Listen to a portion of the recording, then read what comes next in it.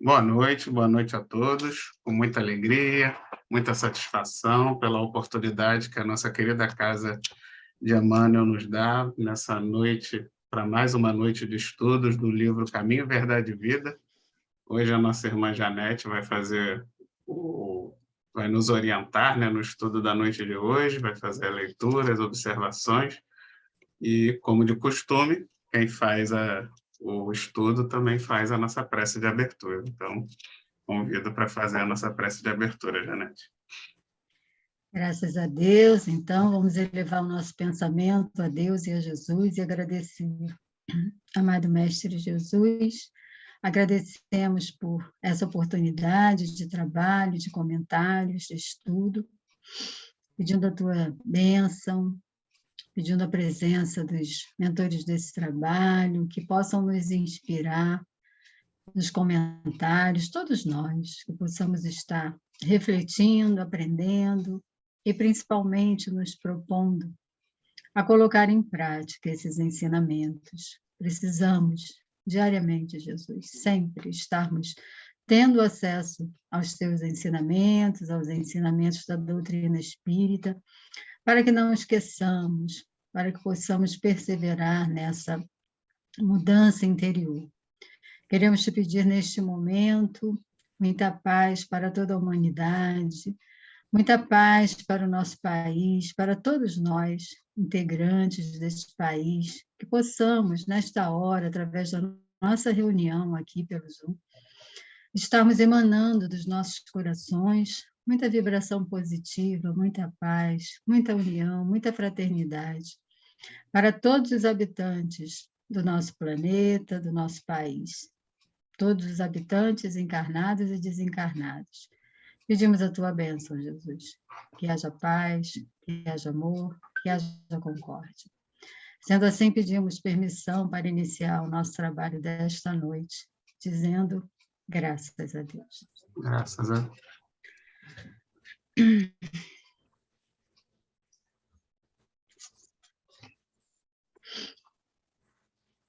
Então, vamos lá. Hoje temos a lição 114 do livro Caminho, Verdade e Vida, cujo título é As Cartas do Cristo, não é? E vamos ler logo a menção que Emmanuel faz, né? É a segunda epístola aos Coríntios, capítulo 3, versículo 3, que diz assim: porque já é manifesto que sois a carta do Cristo, ministrada por nós e escrita, não com tinta, mas com o Espírito de Deus vivo, não em tábuas de pedra, mas nas tábuas da carne do coração. Já aí o Paulo, né? O Paulo mesmo, né? Nesse trecho da carta que ele escreve aos Coríntios, ele já está falando da questão do testemunho vivo, não é? Que todos esses que trabalhavam na disseminação dos ensinamentos de Jesus, nessa época de Paulo, que ele ia, né, criando várias igrejas por onde ele passava e deixando os ensinamentos, aqueles que o ajudavam eram também essas cartas vivas, né, que não apenas levavam esses ensinamentos através da palavra, mas através do próprio exemplo. Então, é em cima disso que Emmanuel vai tecer os seus comentários, em cima desse trecho de Paulo.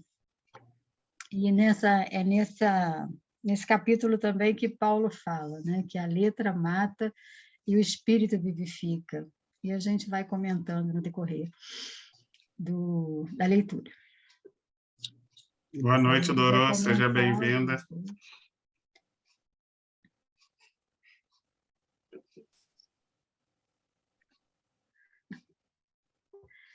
Bem, vamos lá.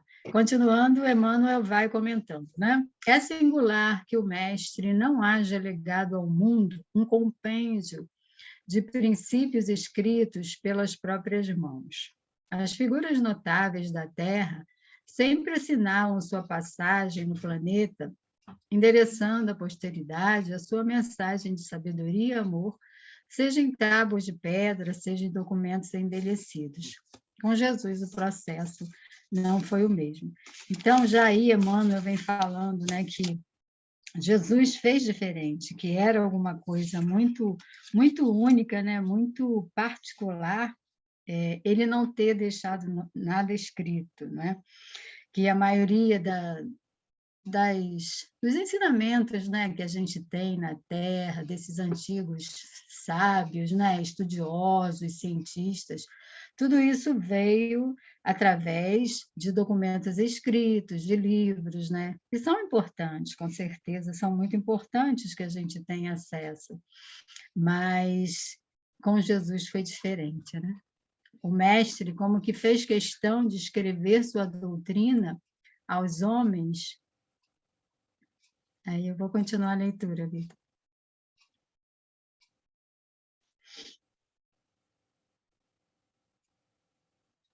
O mestre como que fez questão de escrever sua doutrina aos homens, gravando-a no coração dos companheiros sinceros. Seu testamento espiritual constituiu-se de ensinos aos discípulos e não foram grafados por ele mesmo, né? Então, Jesus grava no próprio coração daqueles que estavam à sua volta, não é? Jesus, com o seu grande magnetismo, a gente fica imaginando como era conviver com Jesus, né? O seu olhar, com todo o seu magnetismo, as suas palavras. E Jesus aproveitou todos aqueles que estavam ao seu lado, aqueles que ele recrutou, que ele sabia ter um solo fértil, né? Um coração, podemos dizer assim, um solo fértil para estar gravando todos aqueles ensinamentos que ele trazia, não é?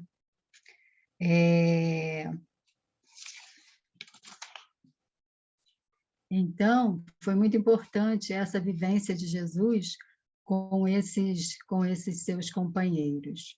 E aí eu vou continuar a leitura. Se alguém quiser comentar. É isso que eu ia falar. Quero comentar. Aí, essa parte me lembrou que na vida a gente aprende que a gente só aprende na prática mesmo, né? Que o livro é importante, é a teoria, mas a gente só aprende na prática. É impressionante, né? Quem já se formou em alguma faculdade, assim, né? Lógico que a faculdade é muito importante, aquela teoria toda que a gente aprende é importante, mas é impressionante quando você chega na vida prática, o quanto você às vezes tem a sensação de que, nossa senhora, é completamente diferente do que eu aprendi na faculdade, porque realmente quando você bota a mão na massa é que você aprende de verdade, né?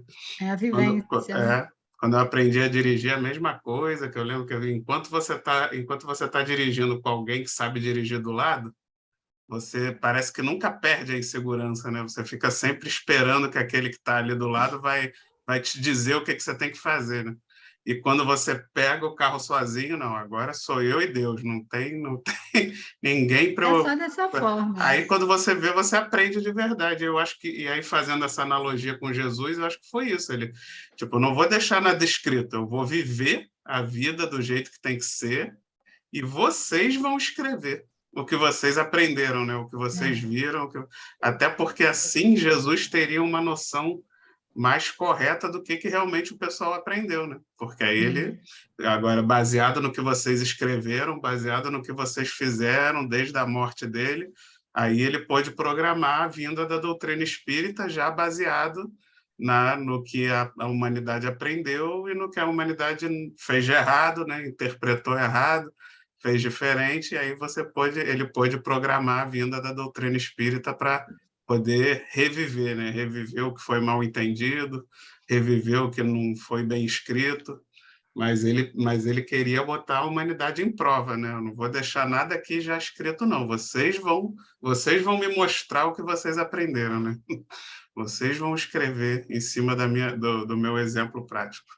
E foi muito interessante, né, nesse período em que eles viviam com Jesus e testemunhando todos os atos de Jesus, né, a vivência de Jesus, que através desse exemplo que eles estavam ali olhando, né, e achando que poderiam fazer igual, então aqueles momentos em que eles ficaram inseguros, né? Aquela questão de expulsar os endemoniados, que ele fala, mas por que nós não conseguimos? E Jesus fala, né? Até quando ireis vos suportar? É por causa da vossa pouca fé. Então, enquanto eles estavam caminhando com Jesus, é como você está falando, né? Eles estavam ali com Jesus ao lado, qualquer coisa eles corriam para Jesus para perguntar, né? É um estágio, né? Eles estão ali aprendendo e perguntavam para o mestre, poxa, por que isso não funcionou? E Jesus sempre exemplificando, mas quando Jesus parte para o mundo espiritual, né? Que ele retorna, aí é que realmente eles deslancharam nessa vivência desse Evangelho do Cristo, né? Aí é que eles foram colocando em prática tudo aquilo que eles aprenderam, né? Ficaram assim até mais fortalecidos, porque eram eles e eram eles. Logicamente que a gente vê nas literaturas que eles também tinham, né, as mensagens do Cristo. Jesus nunca deixou eles a sós, né? Nos livros que a gente lê Paulo e Estevão, né? Jesus surgia para eles também, naqueles momentos mais difíceis em que eles estavam quase a ponto de desanimar, porque foi um testemunho muito forte, muito cruel, né? Aquela perseguição com os primeiros cristãos, e Jesus aparecia ali, seja através de inspiração e aparecendo mesmo, né? Para dar essa força para eles. Então, a gente vê como que eles depois que fizeram o grande trabalho de amor, né? Por todos aqueles com quem eles conviveram, por toda essa humanidade, né? E deixou esse legado escrito, que era preciso, né? Porque senão nós não teríamos esse conhecimento que a gente tem agora, né? Era preciso que tudo isso tivesse sido escrito, que chegasse até nós, por isso estamos aqui, né?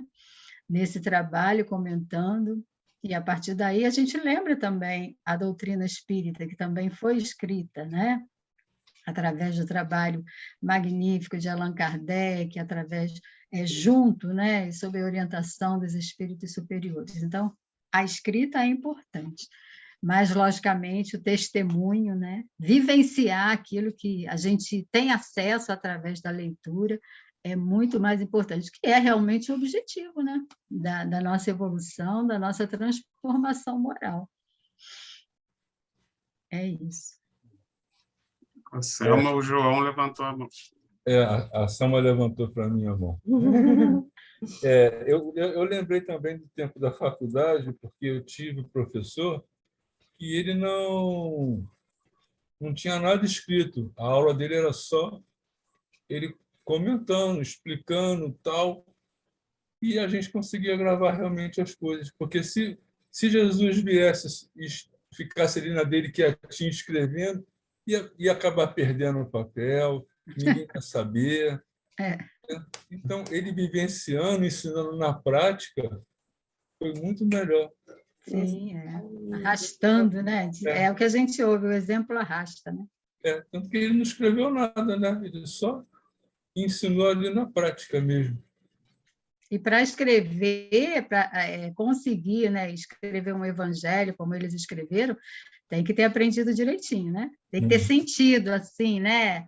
Muito profundamente dentro do coração e ter aplicado isso na sua própria transformação, que a gente sente quando a gente lê os evangelhos, quanta emoção, não é, que eles passam para nós através de tudo que eles vivenciaram ali ao lado de Jesus, né? Então, foi realmente uma coisa muito forte. Essa didática de Jesus é maravilhosa, né? Essa questão de escrever e não deixar nada escrito. Eu estava ouvindo vocês e me lembrando do apedrejamento da mulher adúltera, que o Cristo escreveu na areia. Quem estiver sem pecado, que atire a primeira pedra. Ele escreveu na areia para o mar apagar. Quer dizer, já era a mensagem dele que ele não ia escrever nada, né? E que eles é que teriam, tanto assim que eles leram e saíram, foram saindo, né? E as águas apagaram o escrito, mas eles aprenderam o que ele disse ali e poderiam não ter saído, não, vou ficar aqui, não tem pecado nenhum. Então, todo mundo saiu, né? E ele ficou sozinho com a senhora, né?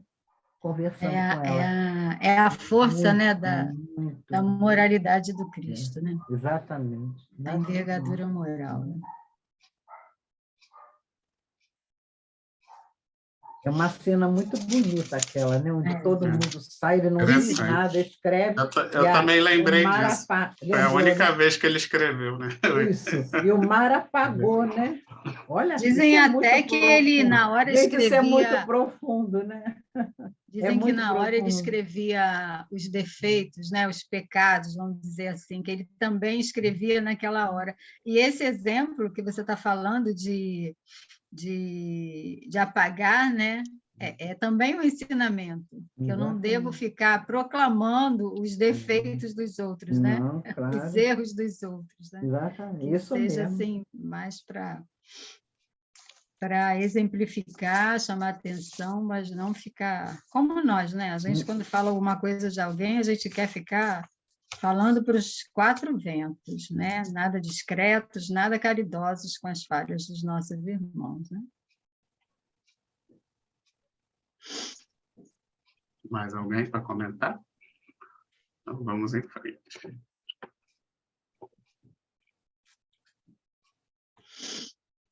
Recursos humanos, não foi aí que eu parei?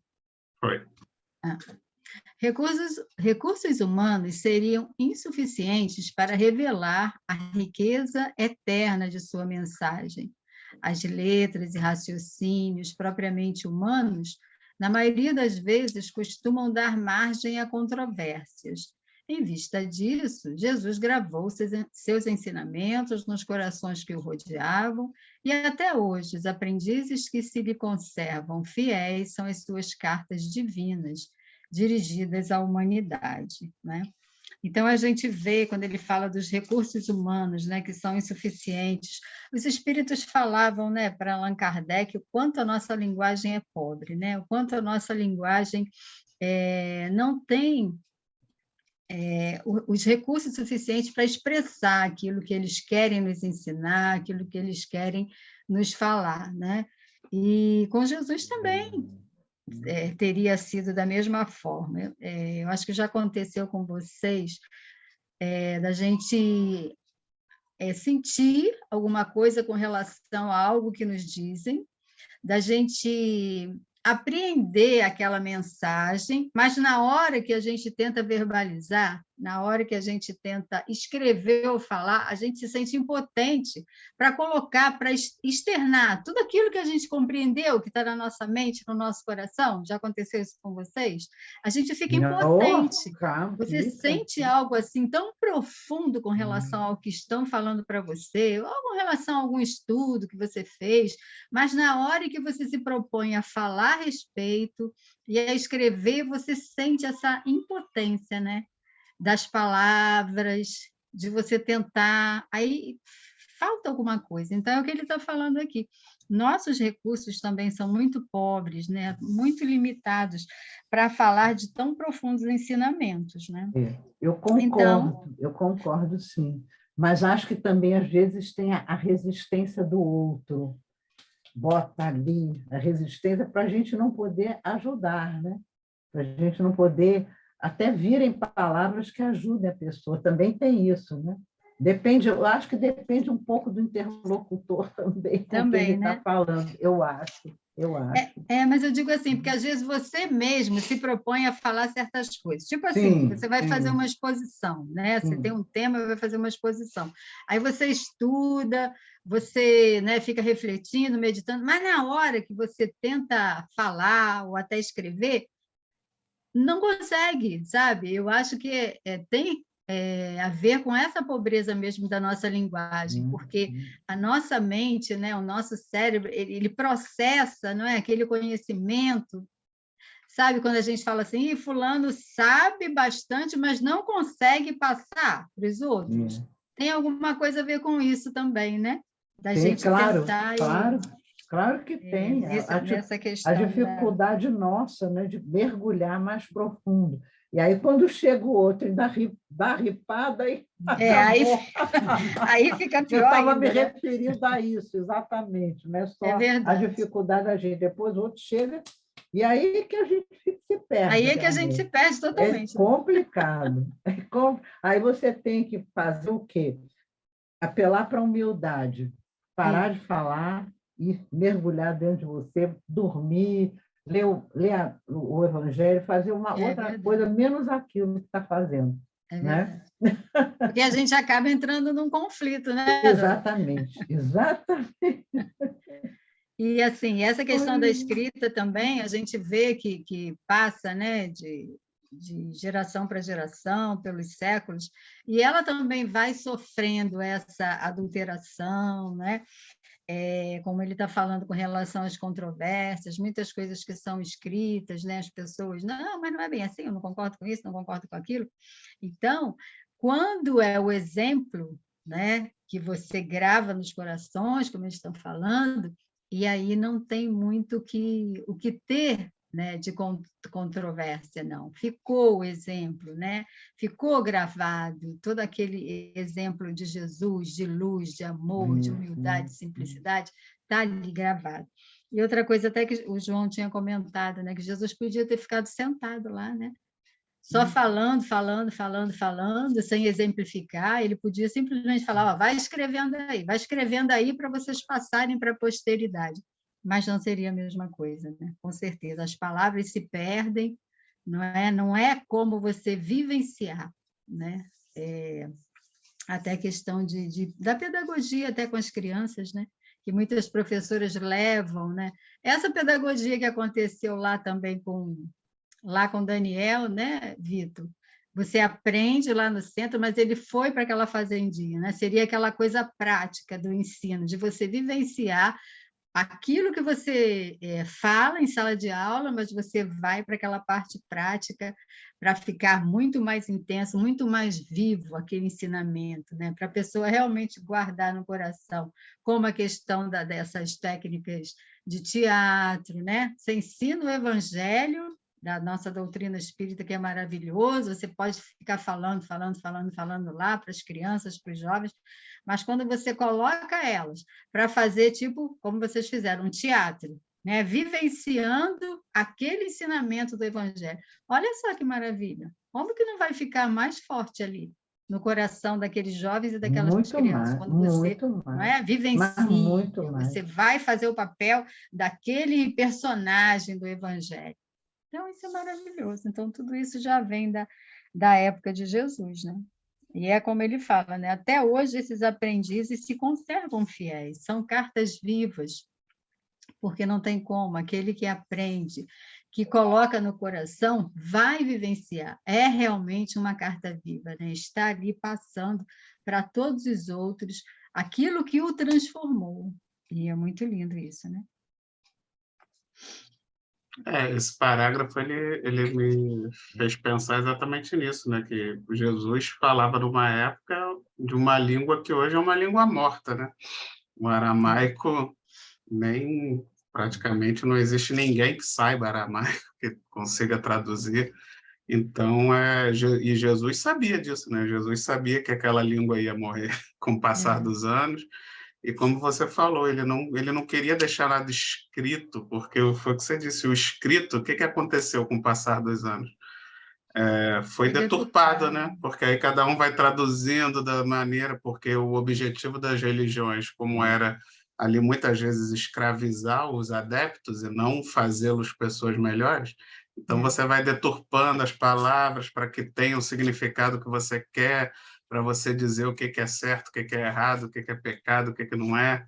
E Jesus não queria isso. Tanto que quando veio o Espiritismo, o que o Espiritismo fez? Peraí, o que importa dessa Bíblia é a moral do Cristo. O resto, deixa para lá. O que importa, né? Tanto que Kardec fez? Pegou só o Evangelho do Cristo, só a moral do Cristo, o exemplo vivo do Cristo. O resto é futrica, vai ficar na interpretação de que está escrito isso, está escrito aquilo. Não, mesmo. Ele pegou a moral do Cristo, esse aqui, o exemplo prático. Porque o exemplo prático não importa a língua, né? Tipo, como a Janete falou, se alguém vê um ato de caridade ali sendo feito, né? Tipo uma peça de teatro, você ali fazer, aí depois cada um na sua língua vai traduzir aquele ato de caridade, né? Cada um, não importa a língua, você pode botar um vídeo ali para o mundo inteiro assistir e aí cada um na sua língua vai traduzir mas vai traduzir a imagem, a mensagem, né? O ato de amor. Então, realmente, se Jesus deixasse escrito, ele ia ser obrigado a se...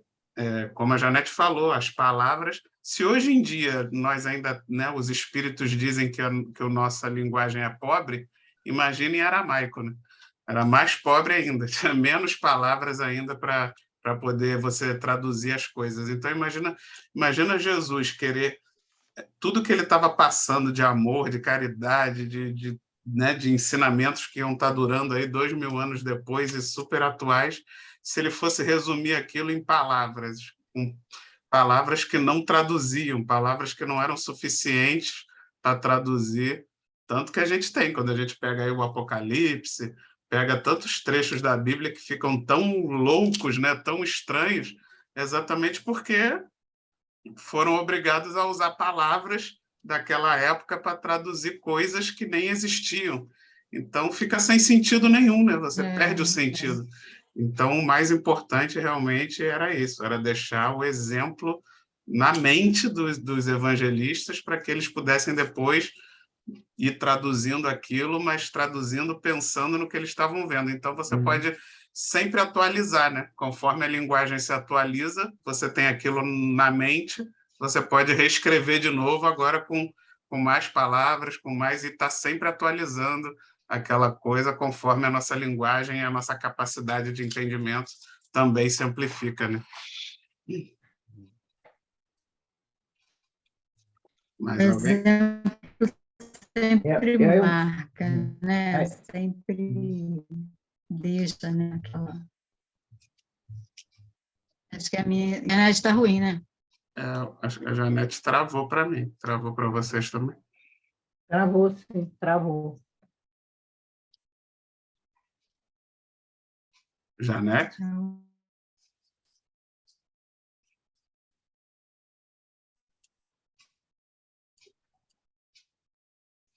Janete?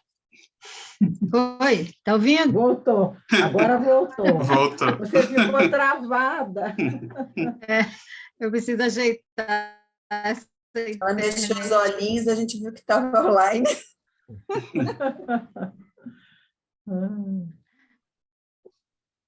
Vamos lá. Vamos lá. Vou ficar assim para ver se travei ou não. Esses documentos vivos do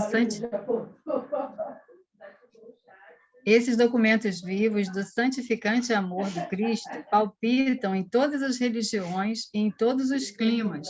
São os vanguardeiros que conhecem a vida superior, experimentam o sublime contato do Mestre e transformam-se em sua mensagem para os homens. Não é? Então, estão realmente presentes, né? Como a gente vai achar que esses vanguardeiros, né? Esses que vão na frente, mostrando aí essa direção, esse caminho que a gente deve seguir, né? Logicamente, eles estão em toda parte, estão em todas as religiões, é o que ele fala, em todos os climas, quer dizer, no mundo inteiro. Claro. Né? Não poderia deixar de ser assim, para que todos tenham acesso a essas pessoas, né? E quando ele fala assim, estão mais próximos ao Cristo, né? São esses que reencarnam, né? Que vêm, que têm essa proximidade maior com Cristo, que já têm uma certa evolução, e quando reencarnam, são esses exemplos maravilhosos para nós, né? E até o Arthur cita o Chico Xavier, né? As pessoas, quando estavam diante do Chico, elas choravam, se emocionavam, não é? Com esse exemplo de amor que o Chico era, não é? Eu estava ouvindo alguém falar, a questão não é nem a quantidade de livros que o Chico psicografou, né, que foram maravilhosos para nós. A questão era o ser humano que ele era, né? Era esse exemplo de humildade, de simplicidade, de amor que o Chico era para todas as pessoas. Então, Sempre é e bom. as pessoas que tiveram essa oportunidade, esse privilégio de estarem junto ao Chico, contam que só de estar perto dele choravam, era uma emoção muito grande. Imagina quanto que aquele coração irradiava, né, de amor, né, de carinho por todos. Então, é só alguém que realmente já está mais próximo ao Cristo, né? Já está numa elevação bem acima de nós. Então, eles estão aí, esses foram, né, assimilaram, guardaram, gravaram esses ensinamentos de Jesus do coração e exemplificam no nosso dia a dia. E estão por toda parte, em todas as religiões, né? A gente Estão em sabe que todas. Isso existem aqui, também os claro, anônimos por aí, que a gente não conhece, mas quantas claro, pessoas estão muitos, aí muitos. transformando vidas Isso. nas diversas igrejas, né? É. Pessoas que fazem a diferença na vida das pessoas. Não poderia ser de outra forma, para que a gente pudesse evoluir, crescer com esses exemplos, porque ainda somos tão, né? Ainda somos tão lentos nesse nosso processo de crescimento interior espiritual. A gente precisa desses irmãos que venham reencarnar para que a gente veja, que a gente admire esses exemplos e que queira realmente fazer como eles fazem, né? É preciso que assim seja. É isso, gente. E aqueles que são anônimos, né?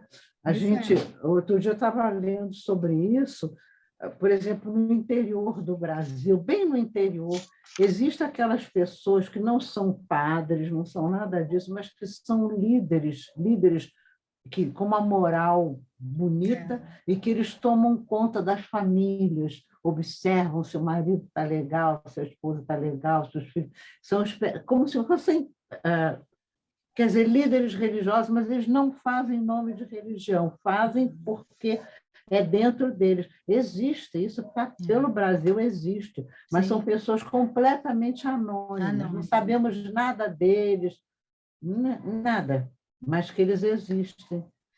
E eles nem se importam, né, Doró, com isso, porque eles já vêm, já é uma coisa que está tão dentro deles, tão presente neles, assim, de estar auxiliando, né? Não que eles queiram ser líderes, não, eles são naturalmente. O líder é líder naturalmente, não é? Pelo seu modo de agir, pelo seu poder de agregar as pessoas, de estar passando coisas boas, de estar ajudando na edificação das pessoas. Eles são assim, eles são simples. É como o Chico, né? A gente tem esse exemplo, mas tem esses outros que você está falando, eles simplesmente eles amam, né? Essa questão de amar mesmo, de se importar com o outro e de estar fazendo a diferença, ajudando as pessoas a serem pessoas melhores.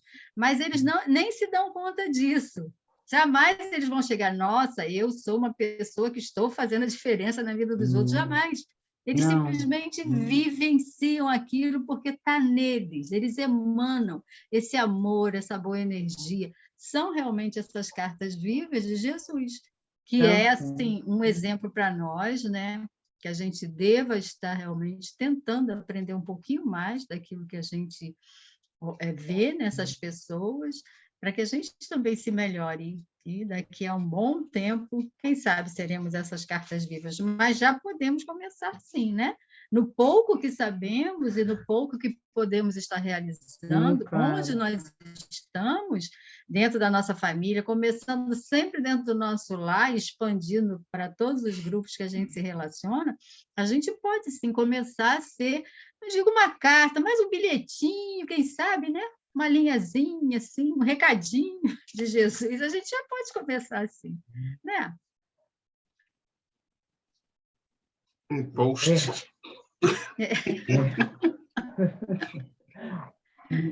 Já é alguma coisa. Mais alguém? Então, vamos aqui.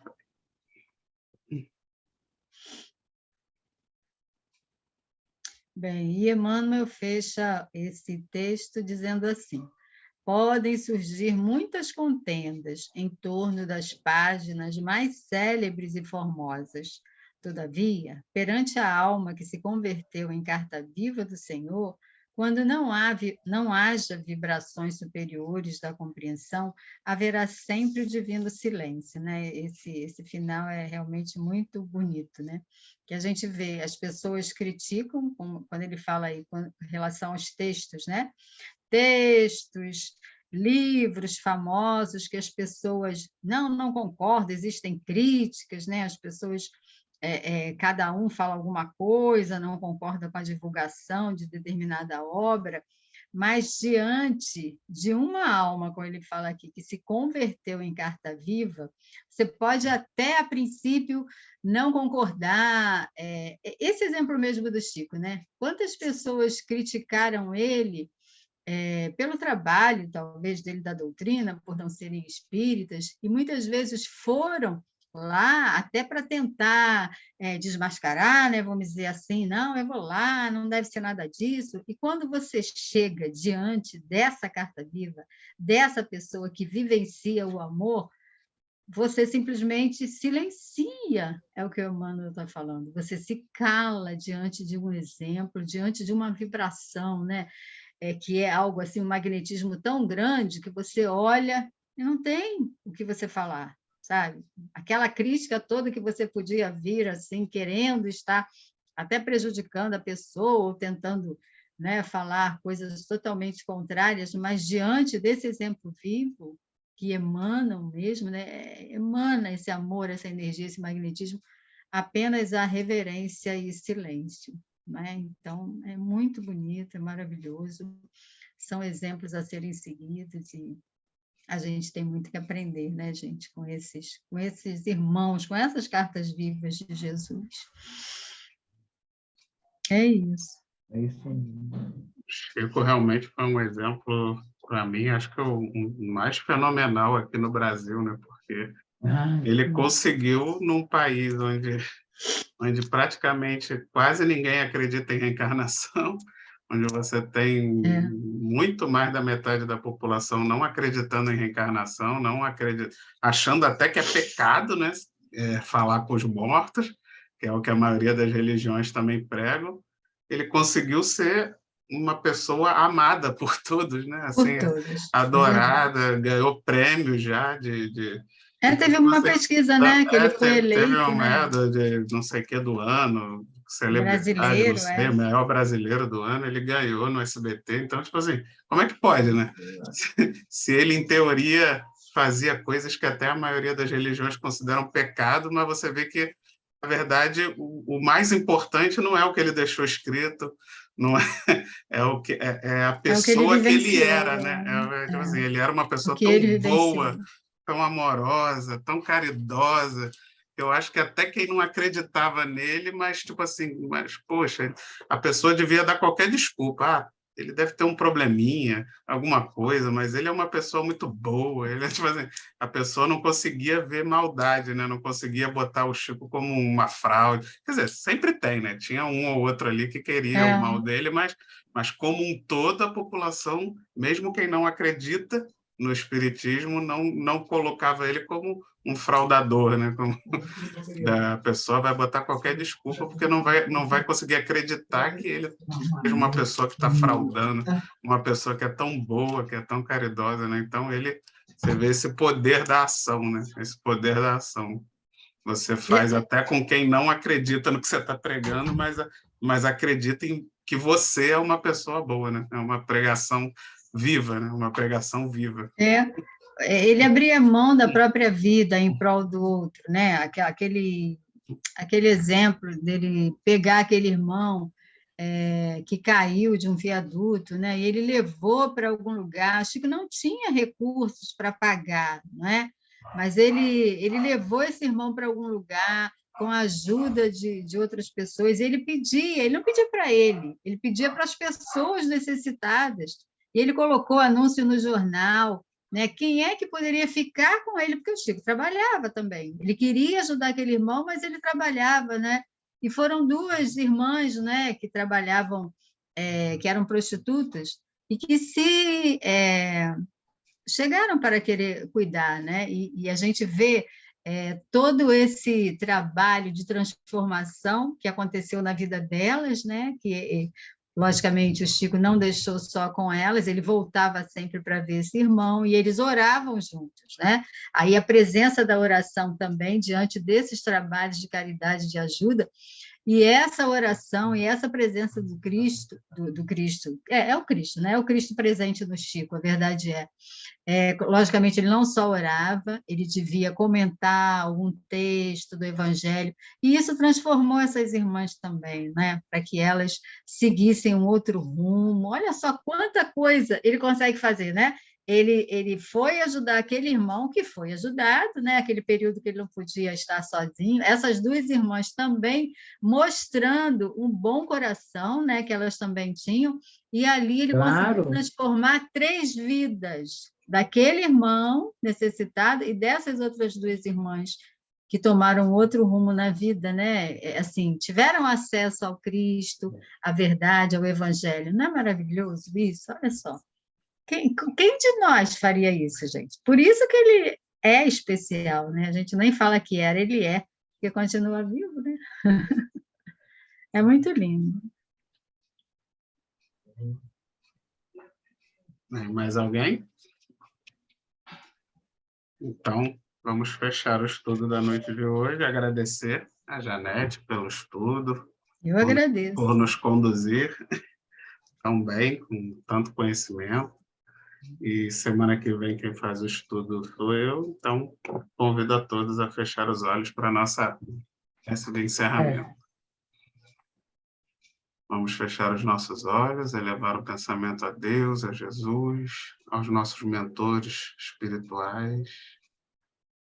Obrigado, Senhor, por mais essa noite de estudos, que a Tua luz e a Tua paz penetre os nossos lares, penetre nossas mentes, envolva todos que estão aqui presentes, seus familiares, seus vizinhos, colegas, tornando assim um ambiente propício a recebermos as intuições para o melhor caminho em nossas vidas, nosso caminho de evolução, nosso caminho de luz.